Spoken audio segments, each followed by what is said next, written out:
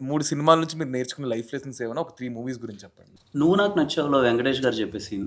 ఏముందిరా నేను ట్రాక్టర్ దున్నుకొని హ్మ్. రోజు సెకండ్ షో సినిమాకెళ్ళి. ఆ సీన్ కొంచెం ఇంపాక్ట్ ఇస్తది. అరే! మనం గూడా ఇలాంటి పర్సన్ గదరా కొంచెం అని.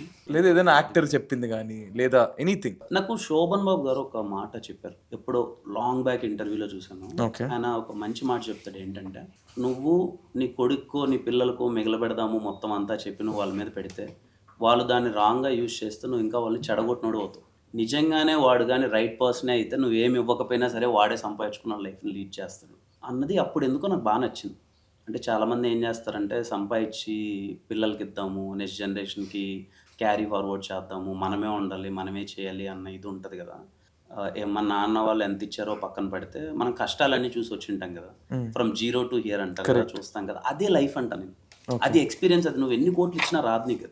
నువ్వు కింద పడి, లేచి అన్నీ ఫేస్ చేసుకుంటూ ఒక ప్లేస్‌ని అచీవ్ చేయడానికి నువ్వు పడే కష్టం ఉంటది గదా! That is experience.